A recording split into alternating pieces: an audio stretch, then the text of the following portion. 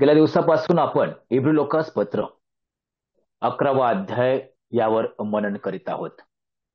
आणि ज्या प्रकारे आपण पाहत आहोत की इब्री 11 आणि वचन 1 किंबहुना हा संपूर्ण अध्याय या विश्वासाच्या जिन्याप्रमाणे आम्हाला दिसतो.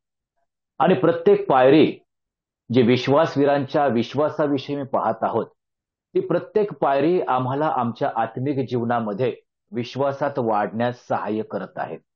आणि म्हणून आज आपण 19व्या पायरीकडे चढत असताना मोशेच्या जीवनातून आणखीन काही गोष्टी शिकण्याचा आपण प्रयत्न करूया. आणि म्हणून माझ्याबरोबर इब्री लोकास पत्र 11वा अध्याय आणि वचन त्या ठिकाणी 26 आपण वाचूया. हिब्रू चॅप्टर 11 वर्स 26.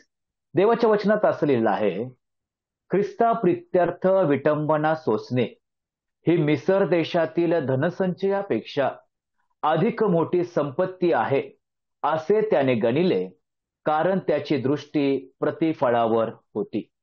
इंग्रजीमध्ये असं आलेलं आहे, esteem the reproach of Christ greater riches than the treasures in Egypt, for he look to the reward. ह्या ठिकाणी 3 आर आम्हाला दिसतात. कोणते आर? एक रिप्रोच, सेकंड रिचेस आणि third reward. Reproach, riches and reward. आणि 3 विषय या वचनांमध्ये दडलेले आहेत प्रियांनो. प्रभूची इच्छा असेल ते 3 विषय 3 वेगवेगळ्या सत्रामध्ये घेण्याचा आपण प्रयत्न करू. परंतु आज आपण रिप्रोच म्हणजे विटंबना या संदर्भात काही गोष्टी पाहण्याचा प्रयत्न करू. ज्यावेळेस हे वचन आम्ही वाचलं त्यावेळेस वचनात असं लिहिलं आहे, ख्रिस्ता प्रित्यर्थ विटंबना सोसणे. कुणी ख्रिस्ता प्रित्यर्थ विटंबना सोसली? त्याचं उत्तर आहे मोशेने. मग प्रश्नचिन्ह की मोशेच्या आयुष्यामध्ये किंवा जीवनक्रमामध्ये ख्रिस्त कसा काय, हे मोठं प्रश्नचिन्ह आहे. आणि मग ख्रिस्ता प्रित्यर्थ विटंबना सहन करणे हे कसं काय? जर आम्ही पाहिलं, इब्री लोकास पत्र म्हणजे जे यहुदी आहेत त्यांना हे लिखाण केलेलं पत्र आहे. जसं आम्ही पाहतो की हा लेखक थोडंसं अज्ञान आहे या विषयासंदर्भात, स्पष्ट माहिती नाही कोणी लिहिलेलं आहे, परंतु हा लेखक पवित्र आत्म्याच्या प्रेरणेने हे लिखाण करीत असताना अध्याय 1 मध्ये तो कशा प्रकारे विश्वाधार आहे हे आम्हाला किंबहुना या यहुदी लोकांना, इब्री लोकांना सांगत आहे. त्याच्यानंतर आम्ही पाहतो अध्याय 3 मध्ये की येशू ख्रिस्त कशा प्रकारे मोशेपेक्षा श्रेष्ठ आहे हे देखील तो दाखवत आहे. जसं अध्याय 4कडे आम्ही येतो त्यावेळेस तो थोर प्रमुख याजक आहे हे देखील तो दाखवत आहे. आणि अध्याय 7 मध्ये तो अब्रामाला मलकी सदेक म्हणून भेटलेला आहे. उत्पत्ती 14वा अध्याय त्याच्यामधला तो भाग आहे. अब्रामाला देखील तो ख्रिस्त भेटलेला आहे. आणि अशा प्रकारे हा लेखक इब्री लोकांना ख्रिस्ताचं श्रेष्ठत्व प्रगट करीत असताना मोशेने ख्रिस्त प्रित्यार्थ विटंबना सहन केली. तेव्हा एक उदाहरण ज्यावेळेस आम्ही पाहतो ते उदाहरण म्हणजे एका इजिप्त या ठिकाणचं उदाहरण आहे. अमेरिकेतील काही मिशनरी इजिप्त येथील शाळेमध्ये गेलेले होते.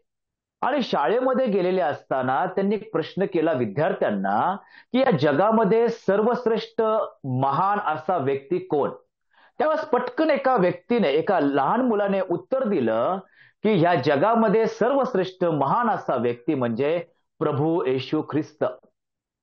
ज्यावेळेस त्या मिशनरीने त्याला विचारलं तुझं नाव काय, आडनाव काय, त्यावेळेस त्यांनी जे नाव आडनाव सांगितलं त्यावेळेस त्या मिशनराला कळालं की हा यहुदी आहे. त्याने प्रश्न केला की तू कसा काय म्हटलास की तू की प्रभू येशू ख्रिस्त हा महान आहे?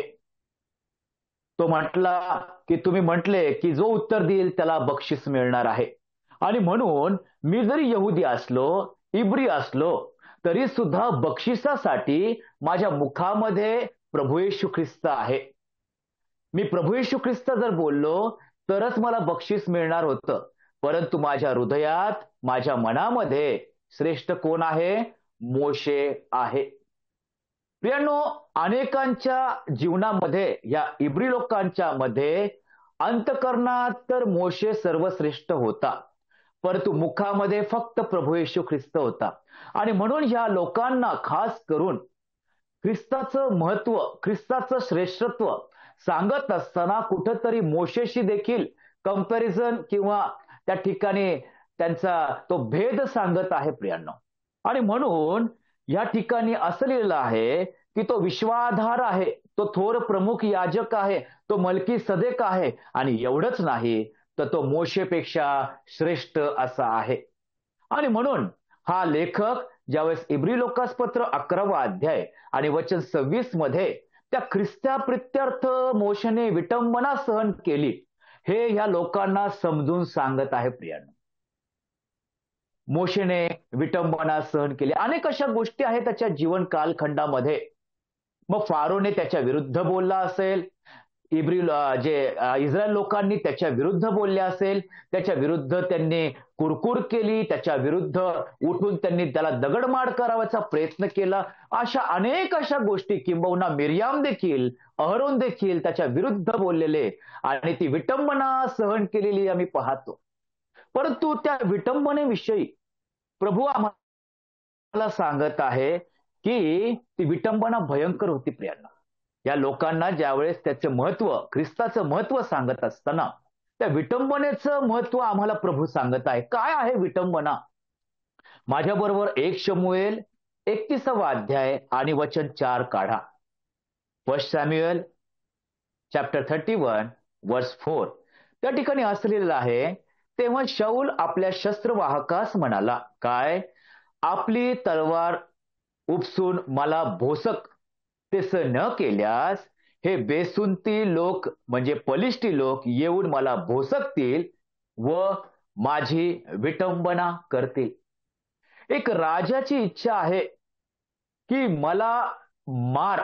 कोणाला? शस्त्रवाहकास म्हणत आहे. कारण हे लोक जर माझ्या जवळ आले तर मला भोसकतील आणि मग त्याच्यानंतर माझ्या देहाशी त्याची विटंबना करेल.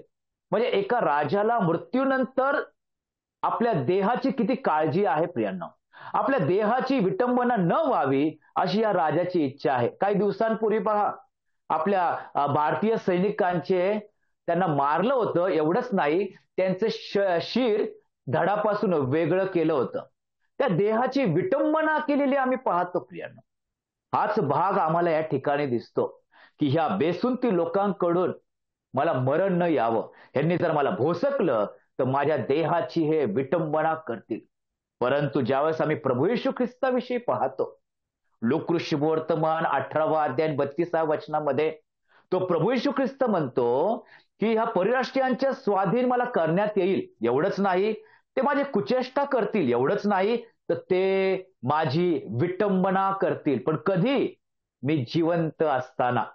एक राजा म्हणत आहे, माझ्या मृत्यूनंतर माझ्या देहाची विटंबना करतील. परंतु हा राजांचा राजा म्हणतो, मी जिवंत असताना माझ्या देहाची विटंबना करतील. किती गंभीर गोष्ट आहे प्रियांनो.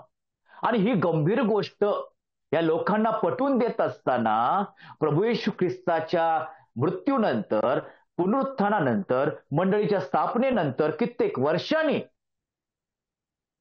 ख्रिस्ताचं महत्व या लोकांना हा लेखक पटवून देत आहे. ज्या विटंबनेमधून ख्रिस्त गेला त्याच प्रकारची विटंबना मोशेने सहन केली नाही, परंतु त्याने जे काही सहन करायचं ते देवासाठी, त्या ख्रिस्तासाठी त्याने सहन केलेलं आहे. हे या लोकांना तो पटवून देत आहे. आजच्या या शास्त्र अभ्यासामध्ये आम्ही या विटंबने संदर्भात काही गोष्टी पाहणार आहोत. कारण प्रभू येशू ख्रिस्त आमच्याविषयी देखील म्हटलेलं आहे. बघा, मत्तई शुभवर्तमान 5वा अध्याय आणि 11व्या वचनामध्ये, मॅथ्यू चॅप्टर 5 वर्स 11, त्या ठिकाणी असलेलं आहे, माझ्यामुळे म्हणजे ख्रिस्तामुळे लोक तुमची निंदा व छळ करतील आणि तुमच्या विरुद्ध सर्व प्रकारचे वाईट लबाडीने बोलतील, तेव्हा तुम्ही धन्य, तुम्ही आनंद करा, कारण तुमचं प्रतिफळ स्वर्गात मोठं आहे. प्रभू म्हणत आहे, माझ्या प्रित्यर्थ तुमची विटंबना होईल, थोडक्यात तुमचा छळ होईल, तुमची निंदा होईल. तुमच्याविषयी वाईट असं लबाडीने बोलतील, परंतु काय, आम्ही त्याच्यामध्ये धन्यता मानावी, आम्ही आनंद करावा, कारण आमचं प्रतिफळ स्वर्गामध्ये आहे. प्रियनो, प्रभू येशू ख्रिस्त स्वतः म्हणत आहे की माझ्यामुळे. कधी हा विचार केला का की ख्रिस्तामुळे आज माझ्या जीवनात किंवा ह्या विटंबनेला मी किती वेळा सामोरे गेलेलो आहे, किती वेळा माझी निंदा झालेली आहे, किती वेळा माझा छळ झालेला आहे, किती वेळा माझ्या विरुद्ध वाईट लबाडीने बोललेले आहेत. आज जगामध्ये आम्ही पाहतो महाराष्ट्रामध्ये काय चाललेलं आहे. आज ख्रिस्ती लोकांचा छळ चालू आहे.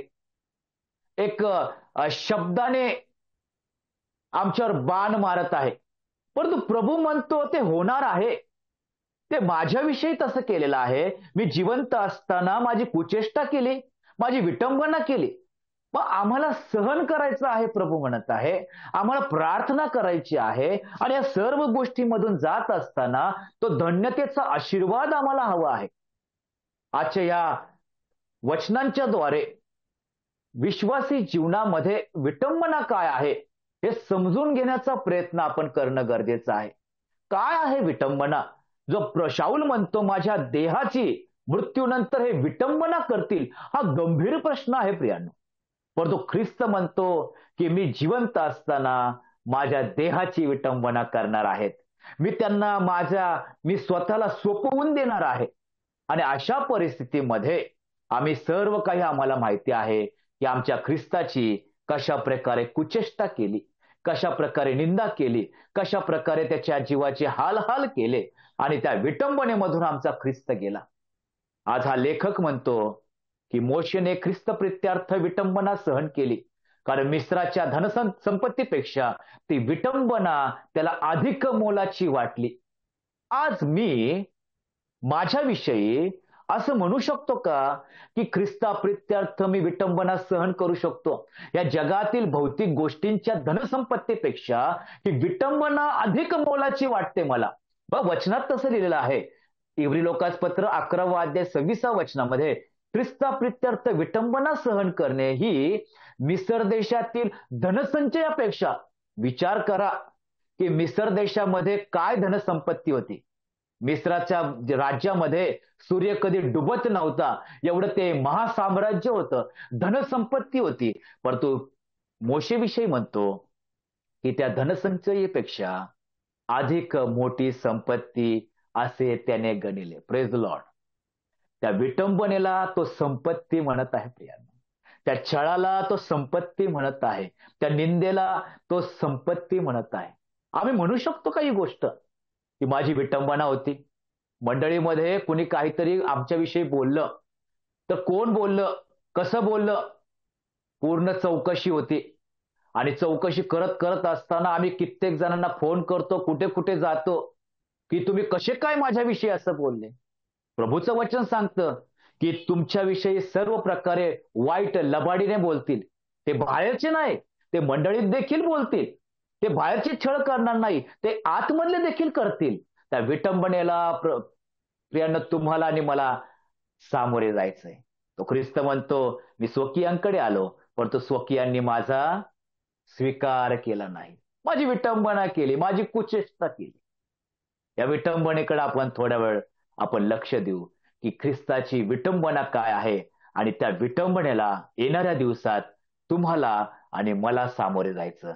आणि सामोरे गेल्यानंतर मी त्याला संपत्तीसारखं पाहतो का हे लक्षात ठेवा. पहिला मुद्दा, ख्रिस्ताच्या सर्व ज्ञानाची विटंबना. माझ्यावर स्तोत्रसंहिता 139 काढा. साम चॅप्टर 139. त्या ठिकाणी देवाच्या वचनात 1 ते 10 या वचनांमध्ये त्या ख्रिस्ताचं किंबहुना त्या देवाचं सर्व ज्ञान आम्हाला सांगितलेलं आहे.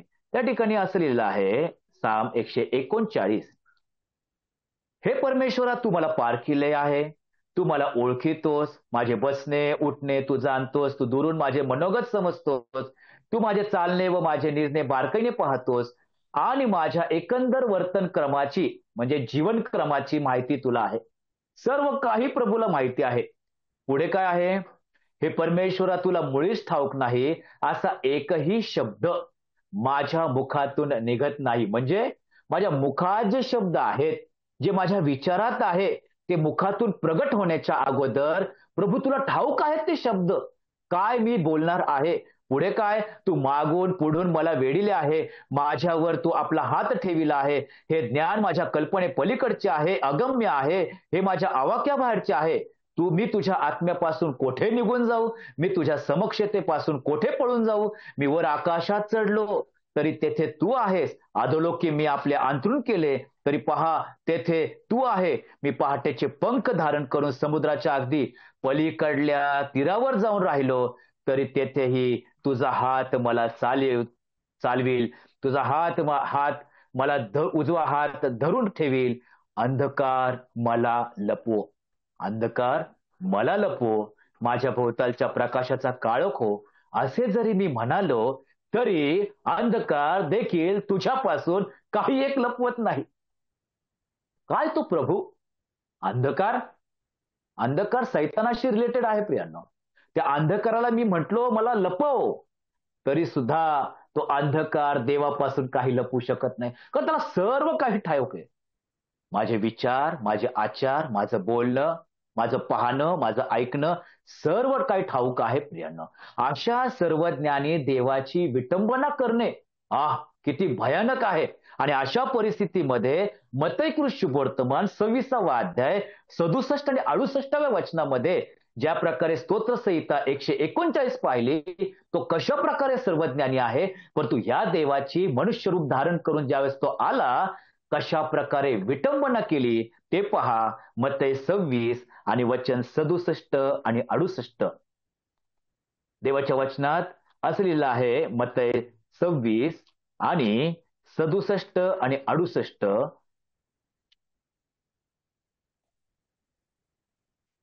तेव्हा ते त्याच्या तोंडावर थुंकले, ते त्याच्या तोंडावर थुंकले व त्यांनी त्याला बुक्क्या मारिल्या, त्यांनी त्याला बुक्क्या मारिल्या. आणि कोणी त्याला चापडा मारून म्हटले, आणि कोणी त्याला चापडा का मारून म्हटले. 1 थुंकले, 2 बुक्क्या मारल्या, 3 चापडा का मारल्या. अरे ख्रिस्ता, आम्हाला अंतर्ज्ञानाने सांग, तुला कोणी मारले. काय भयानक शब्द आहेत प्रियांनो. हे मारणारे 1 किंवा 2 नसणार, हे निश्चित समूहामध्ये असणार, हे गटामधले असणार, आणि हे भयंकर असे गर्दीमध्ये त्याच्यावर कोण थुंकतोय प्रियांनो, त्याला बुक्क्या मारतात. त्या ठिकाणी बघतो आम्ही चापडा का मारतात. आणि अशा परिस्थितीमध्ये या सर्वज्ञानी देवाची कशा प्रकारे विटंबना चालू आहे. अरे ख्रिस्ता, आम्हाला अंतर्ज्ञानाने सांग, तुला कोणी मारले. ते ना गंभीर गोष्ट आहे. ज्या विटंबनेला तुम्हाला आणि मला सामोरे जायचंय, त्या विटंबनेतून आमचा ख्रिस्त कशा प्रकारे गेला. तो म्हटला, माझ्यामुळे तुमची विटंबना होईल. पण ती विटंबना कधी आम्ही पारखली का प्रियांनो? त्या विटंबनेला आम्ही धनसंपत्ती जाणतो का? ती विटंबना किती मोलाची आहे. त्या प्रभूला चापडा का मारल्या. प्रभूला म्हणत आहे की अरे ख्रिस्ता, आम्हाला सांग की तुला कोणी मारले. ज्या प्रभूला सर्व मनुष्याचा वर्तमान काळ माहिती आहे, जीवनक्रम माहिती आहे. हा स्तोत्रकर्ता म्हणतो की माझ्या मुखात येणारा शब्द मी बोलण्याच्या अगोदर प्रभू तुला ठाऊक आहे. तो अंधकाराला मी म्हटलो लपव मला, तो अंधकार देखील लपू शकत नाही. अशा प्रकारचा आमचा देव आमच्यासाठी विटंबना सहन करतो. किती भयानक गोष्ट आहे. ख्रिस्ता प्रित्यार्थ मी किती विटंबना सहन केली, हे मोठं प्रश्नचिन्ह माझ्या समोर आहे. हेच प्रश्नचिन्ह प्रियानो मी तुमच्या समोर ठेवत आहे. काय आहे ख्रिस्ताची विटंबना? त्याच्या सर्व ज्ञानाची, त्याच्या गुणांची विटंबना चालू आहे प्रियानो. प्रभूला प्रत्येक जण माहिती होता कोण कोण थुंकलंय, कोणी कोणी बुक्क्या मारल्या, कोणी कोणी चापडाका मारल्या. प्रत्येक व्यक्तीचं नाव, त्याचा जन्म कधी आणि तो मरणार कधी, हे प्रत्येक गोष्ट ख्रिस्ताला माहित होती प्रियांनो. पण तो आमचा ख्रिस्त गप्प राहिला, विटंबना सहन करत राहिला. कारण एकच, त्याने विटंबना सहन केली, म्हणून तुम्ही आणि मी त्या पापापासून मुक्त झालो. दुसरी गोष्ट आपण पटकन पाहूया की ख्रिस्ताच्या सन्मानाची विटंबना यशयाच्या ग्रंथामध्ये आपण येतो. यशया 6वा अध्याय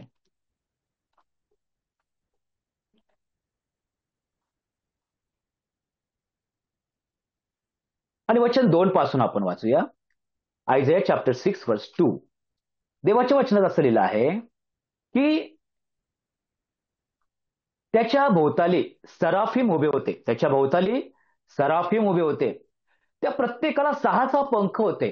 दोहोंनी तो आपले तोंड झाके, दोहोंनी आपले पाय झाके व दोहोंनी उडे.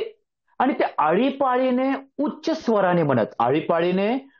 स्वराने म्हणत, पवित्र पवित्र पवित्र सेनाधीश परमेश्वर, अखिल पृथ्वीची समृद्धी त्याचे वैभव होय. घोषणा करणाऱ्यांच्या त्या वाणीने उंबरटे हल्ले व मंदिर धुराने भरले. काय तो सन्मान! तो स्वर्गीय सन्मान आहे. तो सराफिमांच्या द्वारे आहे. तो पवित्र सन्मान आहे. तो आदरयुक्त सन्मान आहे. आणि कशा प्रकारे आळीपाळीने म्हणत आहे की पवित्र पवित्र पवित्र सेनाधीश परमेश्वर. खरोखर तो सेनाधीश आहे. त्याच्याकडे भरपूर सैन्य आहे. तो महाप्रबल आहे आणि तो असा विजयी देव आहे. आणि या देवाचा सन्मान स्वर्गामध्ये चाललेला आहे. ते तोंड देखील झाकतात, ते पाय देखील झाकतात आणि 2 पंखांनी ते उडतात. प्रियो, काय सन्मान आहे! परंतु आमच्या देवाने तो सन्मान सोडला आमच्यासाठी आणि विटंबना सहन करण्यासाठी या जगामध्ये आला. मार्क शुभवर्तमान याच्या 15व्या अध्याय आणि 17व्या वचनामध्ये त्या ठिकाणी असं लिहितं की या ठिकाणी यशयाच्या ग्रंथात तर त्याच्या भोवती सराफीम आहेत, परंतु मार्क पवित्र आत्म्याच्या द्वारे लिहित असताना 15वा अध्याय आणि वचन 17 मध्ये असं लिहिलं आहे की नंतर त्यांनी त्याच्या अंगावर जांभळे वस्त्र चढविले आणि काट्यांचा मुकुट गुंफून त्याला घातला आणि ते मुजरा करून त्याला म्हणू लागले, हे यहुद्यांचा राजा, तुझा जय जयकार असो. प्रियनो, त्याचे वस्त्र जांभळे आहेत, त्याचा मुकुट काट्यांचा आहे, त्याच्या भोवती सैनिकांची तुकडी आहे, विटंबना करणारे आहे. आणि त्या ठिकाणी सराफीम म्हणतात, पवित्र पवित्र पवित्र सेनाधीश परमेश्वर. या ठिकाणी हे विटंबना करणारे म्हणतात, हे यहुद्यांचा राजा, तुझा जय जयकार असो. काय काट्यांचा मुकुट, काय जांभळी वस्त्र विटंबने घातलेले, आणि पुढे काय, त्यांनी त्याच्या मस्तकावर वेताने मारिले. ख्रिस्ताचं मस्तक. प्रभूचं वचन सांगतं की त्याच्या मुखात कधी कपट नव्हतं, त्याने कधी पाप केलं नाही. त्याच्या मुखात किंवा त्याच्या विचारात कधी पाप नव्हतं. जो विचार इथून येतो, त्या विचार त्या डोक्यातून येतो, त्या डोक्यावर वेतांचा मार त्याने खाल्ला.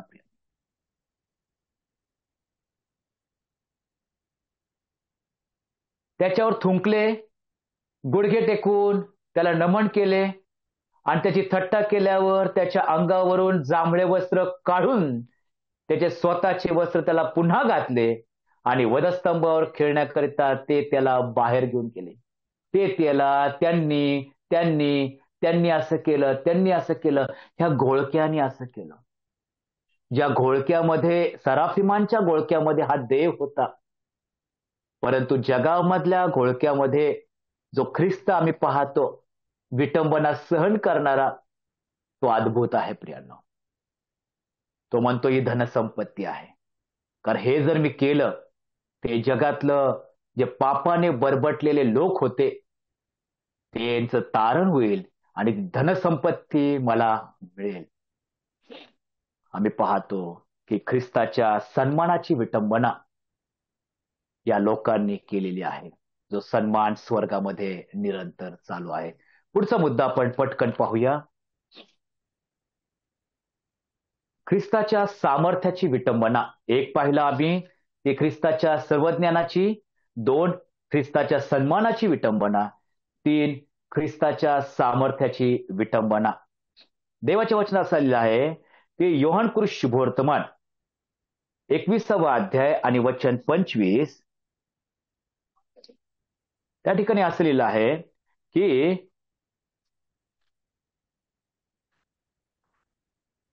येशूने केलेली दुसरीही पुष्कळ कृत्य आहेत, ती सर्व एक एक लिहिली तर लिहिलेली पुस्तके या जगात मावणार नाहीत, असे मला वाटते. योहान पवित्र आत्म्याने लिहितो, येशूने केलेली दुसरीही पुष्कळ कृत्य आहेत, भरपूर कृत्य आहेत, जे शुभवर्तमानात बसू शकत नाही. आता त्याच्या सामर्थ्याविषयी आम्ही काय बोलणार? त्या सामर्थ्याविषयी मी पाहिलं तर जे लिखाण केलेलं आहे तर ते अद्भुतच आहे. परंतु तो म्हणतो की जर मी लिहित राहिलो तर ह्या जगामध्ये पुस्तकं मावणार नाही. एवढं या ख्रिस्ताचं, या देवाचं सामर्थ्य आहे. आणि ह्या सामर्थ्याची प्रचिती प्रियांनो आम्हाला पवित्र शास्त्रात मिळते. या सामर्थ्याची प्रचिती आम्हाला आमच्या जीवनी प्रवासात मिळते. ह्या किती अद्भुत आहे, त्याचं सामर्थ्य आम्हाला शब्दात मांडता येणार नाही. परंतु या सामर्थ्याविषयी त्या शुभवर्तमानात लिहित असताना लोकांनी कशा प्रकारे त्याच्या सामर्थ्याची विटंबना केली की तू जर ख्रिस्त असशील तर तू वधस्तंभावरून खाली उतर. त्याच्या सामर्थ्यामध्ये तो उतरू शकत होता, कारण त्याच्या हातामध्ये सर्व होतं, कारण जीवन आणि मरण त्याच्या हातामध्ये आहे प्रियांनो. परंतु त्याने सामर्थ्य प्रगट केलं नाही. ज्यावेळेस मत्तई 4 मध्ये आम्ही पाहतो की सैतान त्याची परीक्षा घेत होता, त्यावेळेस तो म्हटला, अतिशय भयंकर अवस्थेमध्ये हा होता, 40 दिवस उपाशी होता आणि खऱ्या अर्थाने भाकरीची गरज होती. आणि तू जर देवाचा पुत्र असशील तर या धोंड्याच्या भाकरी कर. त्या धोंड्याच्या भाकरी करण्याचं सामर्थ्य त्याच्यामध्ये होते.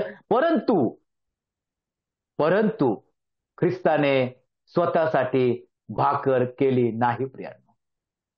त्याच्या सामर्थ्याची विटंबना अनेक वेळा केली, परंतु त्या प्रभूने ती विटंबना सहन केली. योहान म्हणतो त्याचं सामर्थ्य महान आहे. त्या सामर्थ्याची जर चर्चा केली तर आम्हाला दिवस पुरणार नाही. त्याच्या सामर्थ्याचं जर लिखाण केलं तर या जगात पुस्तके मावणार नाहीत.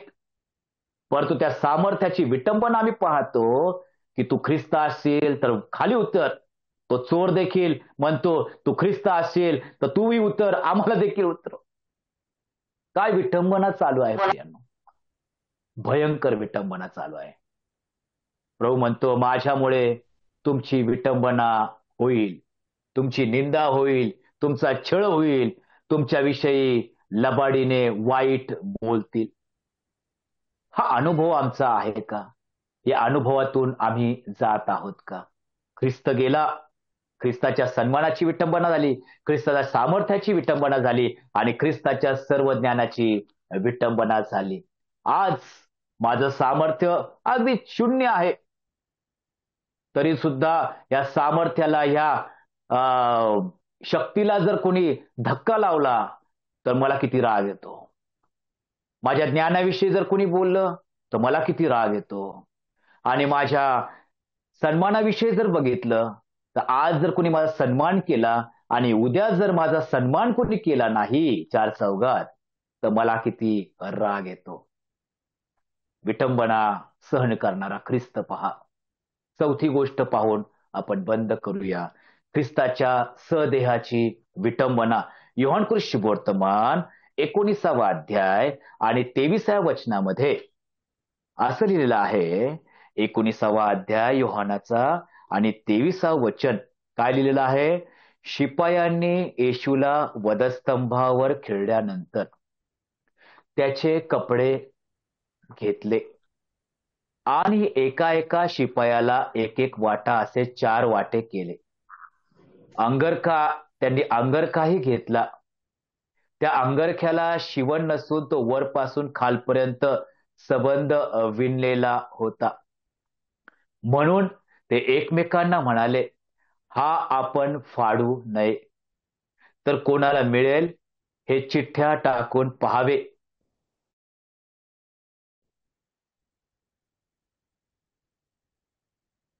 कपडे यासाठी त्यांनी माझे कपडे आपसात वाटून घेतले आणि माझ्या वस्त्रावर चिठ्ठ्या टाकल्या. हा शास्त्रलेख पूर्ण व्हावा. विचार करा प्रियांनो, जो स्वर्गाचा राजा ज्याने सर्व निर्माण केलेला आहे, कशा प्रकारे त्याच्या स्वदेहाची विटंबना चालू आहे. त्याच्या कपड्यांवर चिठ्ठ्या टाकत आहे. तो अंगरखा कुणाला हवाय यासाठी चिठ्ठ्या टाकत आहे.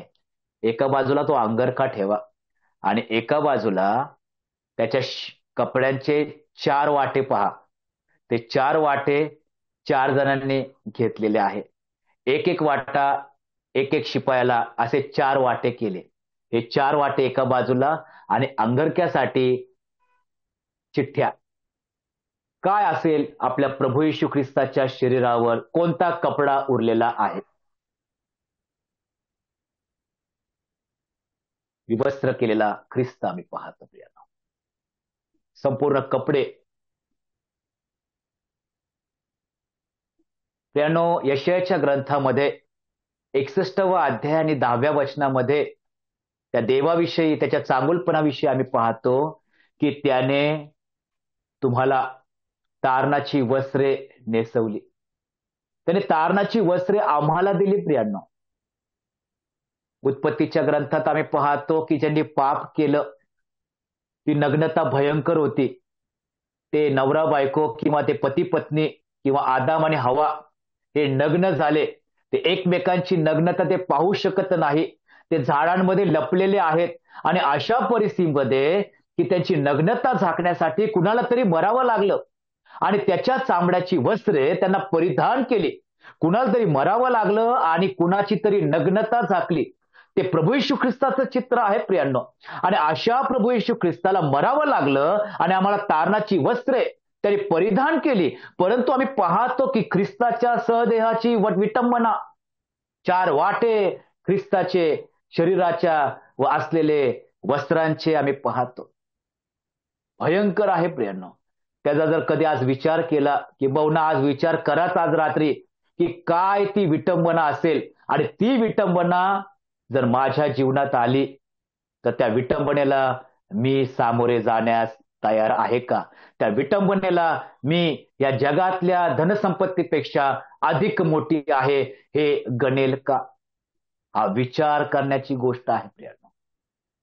1 पेत्र 2 अध्याय आणि वचन 23. 1 पेत्र 2 अध्याय आणि वचन 23.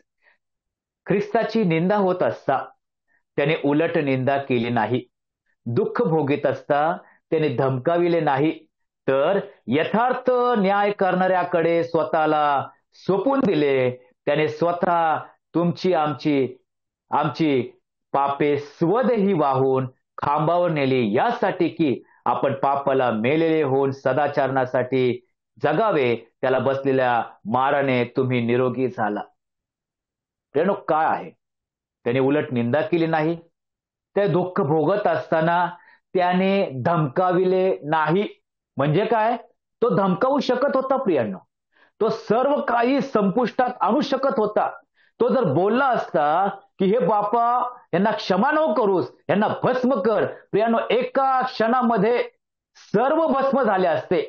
ज्या देवाने 40 रात्र 40 दिवस आणि 40 रात्र पाऊस पाडून संपूर्ण पृथ्वी नष्ट केली, त्या देवाला काय अशक्य आहे? त्या देवाला सर्व शक्य आहे प्रियांनो. त्याच्या पुत्राने फक्त धमकाविले असते तर प्रियांनो आम्ही त्या ठिकाणी सर्व भस्म झाले असते. कालवरच्या टेकडीवर एकही मनुष्य जिवंत राहिला नसता. तो धमकावू शकत होता, परंतु त्याने धमकाविले नाही. तर देवाच्या हाती सर्व काही सोपवून दिले, कारण देवाचा न्याय चालू होता, देवाचा संकल्प पूर्ण होत होता आणि तो म्हणू शकला की हे देवा पूर्ण झाले. मी सर्व काही पूर्ण केले. तुला जे काही पाहिजे होतं ते प्रत्येक गोष्ट ती पूर्ण झाली. त्या विटंबनेमधून मी गेलेलो आहे. ते दुःख मी सहन केलं आहे. ती निंदा मी सहन केली आहे. माझ्या सहदेवाची असो, माझ्या सामर्थ्याची असो किंवा माझ्या सर्व ज्ञानाची असो किंवा सन्मानाची असो, त्या विटंबनेतून मी गेलेलो आहे. प्रभू पूर्ण झालेला आहे. मी स्वतःला तुझ्या हाती सोपवत आहे. प्रियांनो, खरोखर हा विषय जो आहे खूप गंभीर आहे आणि स्वतः मी या विषयामधून भरपूर काही गोष्टी शिकलेलो आहे, की ज्या वेळेस माझी विटंबना होती, निंदा होती, फक्त मला शांत राहायचं. मला माझ्या निर्माणकर्त्याच्या हाती मला सोपून द्यायचं. कुणाला धमकवायचं नाही, कुणाविषयी बोलायचं नाही. स्तोत्रकर्तामध्ये लिहिलेलं आहे, हे प्रभू माझ्या बोटांना युद्ध कला शिकव. हे बोट इतरांवर न उठता हे बोट माझ्यावर उठून माझी जी गुप्त पापे आहेत, माझे दोष मला दाखव. आणि अशा प्रकारे या विश्वासी जीवनामध्ये जगत असताना एक आहे प्रियांनो, या विटंबनेमधून जावं लागणार. जो खरा विश्वासणारा आहे, खरं तारण झालेला आहे, त्याला ख्रिस्ताप्रित्यर्थ विटंबना सहन करावी लागणार आहे. हे निश्चित आहे, कारण ख्रिस्त बोलला आहे, कारण तो ख्रिस्त सत्य आहे. त्याच्या ठाई असत्य मुळीच नाही. तो म्हणाला, माझ्यामुळे तुमची निंदा होईल. या निंदेला, या विटंबनेला सामोरे जाण्यास तुम्ही तयार आहात का? मी तयार आहे का? हे प्रश्न आज आम्ही विचारू. देवबाप करो की या ठिकाणी हा जो विषय आहे, रिप्रोच, विटंबना, प्रभूची इच्छा असेल तर रिचेस किंवा रिवॉर्ड हे पाहण्याचा आपण प्रयत्न करू. प्रभूची स्तुती असो, प्रभूने पुरवलेल्या शब्दांबद्दल, विचारांबद्दल थोर देवाचे मी मनापासून आभार मानतो. धन्यवाद.